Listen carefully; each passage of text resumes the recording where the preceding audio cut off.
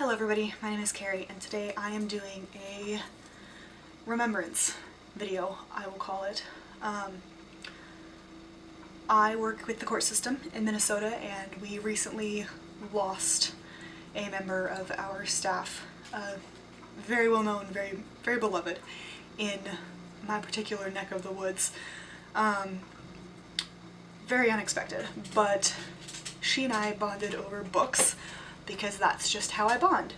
So in honor of her, I thought I would do books I think she would like. Now the first two books are the books that we sort of bonded over. I encountered her coming out of the local Barnes & Noble one day and asked her what books she had bought. As it turns out, she had bought The 7 Husbands of Evelyn Hugo, which, as we all know, is absolutely amazing. There are some problematic elements to it, namely a white woman writing a Latino American's story. At least that's the one that I've seen most prominently. But notwithstanding, it is still a fantastic book.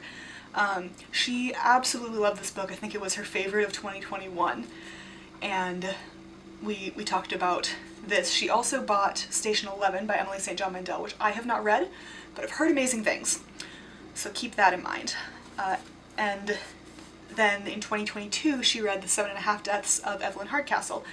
I also read this in 2022. I annotated it for my sister for Christmas. Very fun to have both Evelyns checked off her list, but based on these and Station 11 that she bought, I have some recommendations that I think she would have really enjoyed. First couple are just ones that I don't own myself, but have kind of similar vibes. The first one is the Monk and the Robot series by Becky Chambers. I guess it's a duology. This is a novella duology. It is post-apocalyptic. There are some problems with that as well, namely that there isn't any space in the series for other religions, such as Judaism or Islam, Buddhism, you name it, basically no other religions, which is interesting and mildly disconcerting. However, the books are still just very cute and wholesome and really quick reads, so I think she would have enjoyed those. The other one I just read, and it is The Women of Chateau Lafayette by Stephanie Dre. This one was phenomenal. I borrowed it from another co-worker, and it follows Adrienne Lafayette, Lafayette's wife, in the 1770s to 90s. It follows Beatrice, I don't remember her last name, but she really liked hats, which I adored, in World War I, and then it followed a fictional character named Martha. Her name is M-A-R-T-H-E in French. I don't speak French, and I'm not going to try it because apparently it's not Marta. So I'm going to anglicize it and call her Martha for the sake of everybody. So Martha in World War II, and it follows all these women in the Chateau Lafayette. I loved this book. Martha is bisexual, which is just always lovely to see. And it's all these women with agency, and they're making their own choices, and it's focusing on the women that we don't see. I adored it. It definitely gave me strong Evelyn Hugo vibes, so I think my colleague would have enjoyed it. We also have the Hollywood Spy, well, specifically the Maggie Hope series. This is just the most easily accessible one on my shelves. But which one does this even start with? I should remember this. Mr. Churchill's Secretary, that's the one.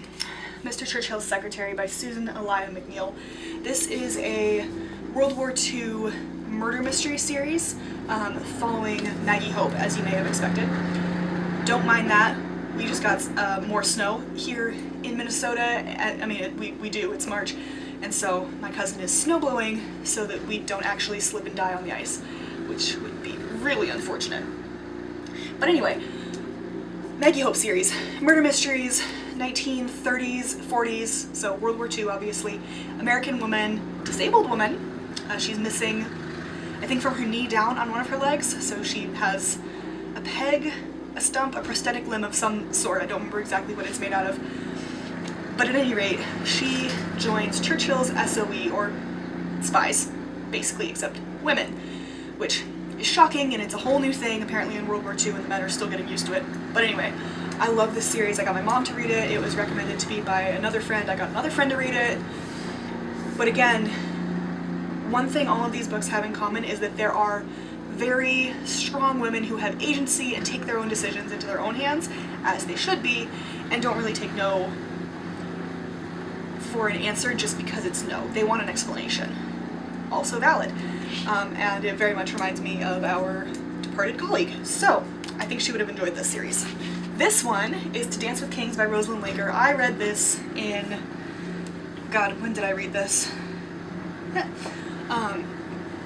Katie was in Nicaragua, so my first year of law school, second year of law school, I was in North Dakota either way, but this was the first book that I sent her, just text message after text message after text message, ranting about the stupidity of some of these characters.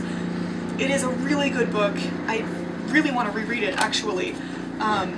But there's romance and intrigue and courts, because this is the Sun King's time, so Louis the 15th, 14th. I always confuse the Sun King and can't remember if he's 14 or 15, but he's 14. And I loved this book so much. It infuriated me to no end, but the fact that it could infuriate me that much and still make me want to reread it, as opposed to Catcher in the Rye, which I'll talk about in my wrap-up, is amazing, and I think she would have enjoyed this as well. Next up, we have The Tiger Queens by Stephanie Thornton. This is the women of Genghis Khan, so I believe it's his wife. Mother foretells ominous future for her gifted Borte, becomes an outsider in her clan. Okay, so Borte is the woman Temujin agreed to marry and then abandon her. Temujin returns and makes her his queen, their daughter, and then a Persian captive. And Sorkoktani. Oh god, I'm sorry. And Fatima is the Persian woman's name. And Sorkoktani is a demure widow who positions her sons to inherit the empire when it fractures. So there's 4 of them. There's 4 women with different relations to Genghis or Genghis Khan. And I loved this book. I loved learning about the Mongol culture and particularly the women around Genghis or Genghis Khan. Again, I think it was just fascinating and so well written, and this is another one that has stuck with me for years to come, because I read this at least 5 years ago and I remember it all the time. I don't know how much my colleague read fantasy, but we're going to recommend some anyway, because what's a good recommendation list without a couple of fantasy books? First one being Black Sun by Rebecca Roanhorse. She was very involved with the Indian Child Welfare Act here in Duluth, and so I think she would have really appreciated the pre-Columbian take on fantasy. This book has such great queer representation and indigenous reputation. Rebecca Roanhorse is, I believe, married to a Navajo man, and it's herself of some non-white denomination. But regardless, this book is phenomenal. It leaves you on the edge of your seat. It is gruesome and brilliant, and I love it so much. I reread it back in September to read the sequel, Fevered Star, and loved it just as much then. So I think she would have really enjoyed this for the fact that there are strong women and queer characters, as well as the indigenous culture represented within it. Also, Kaikeyi by Vaishnavi Patel, which is a retelling of the Ramayana from Kaikeyi's perspective. Basically a more feminist version. I have discovered that I'm really enjoying learning about the women around the men, because we know all about the men, right? And that's fine, but I want to know about the women, because we have had to do so much work behind the scenes for the last God knows how long, that learning about what they could have done, what they would have done, what they actually did, is one of my favorite parts. This book is phenomenal. It just came out in paperback at the beginning of this month. So this is a new copy, and I read it when it came out in hardcover, but it's amazing. Like I said, it's a retelling of the Ramayana. Kaikeyi is a mother and a queen, and it's all about balancing those and making those decisions between queendom and her family. Similarly, one of my favorite books is Beneath a Marble Sky by John Shores.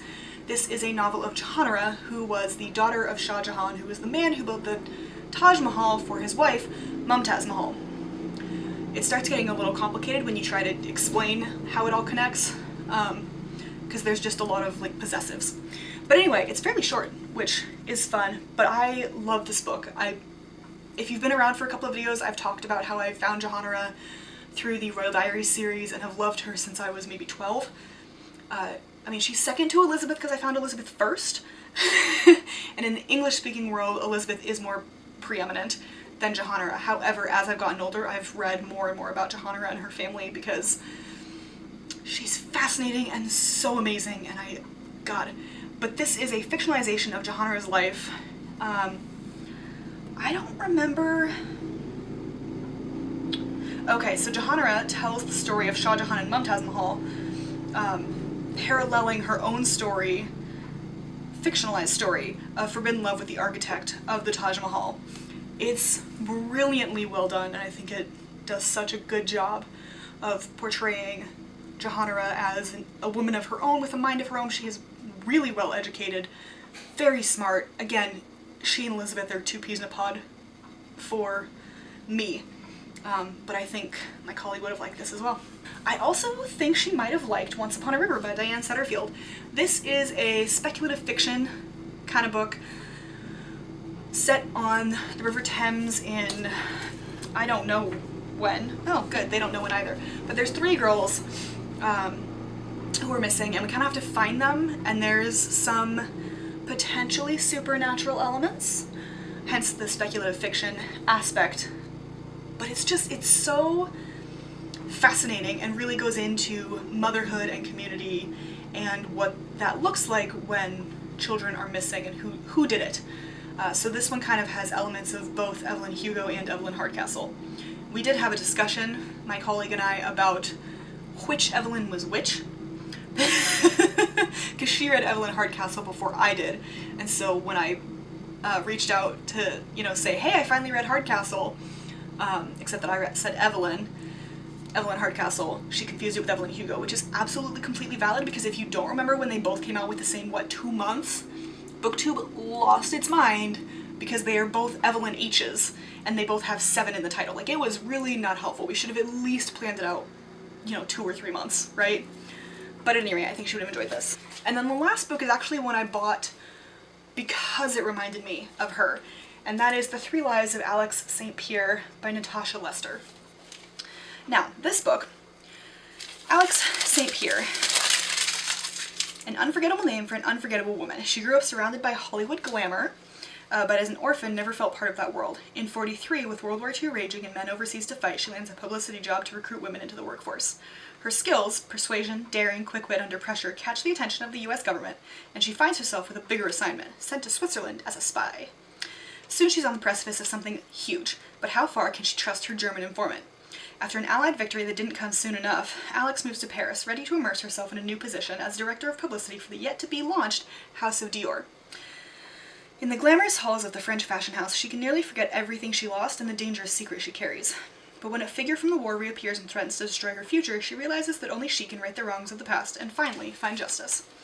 This one in particular reminded me of her because, not least because of the title, right, and the cover in general, but also it kind of combines the intrigue of Evelyn Hardcastle with the glamour of Evelyn Hugo. I am very excited to read this one. It might be a minute because I'm me. Hi. I don't read books as I buy them. I have a problem. But I am hoping to prioritize this one because of our lost colleague. But anyway, I think she would have really enjoyed this one as well. This was both a cheery movie and not a cheery movie. This is not a movie. Video. Because there are a lot of good books in this pile, most of which I have read, but also it is dedicated to a lost colleague. So I hope you enjoyed this video. If you have any preferences, comments, or questions, let me know down in the comments below, and I will see you in my next video. Bye!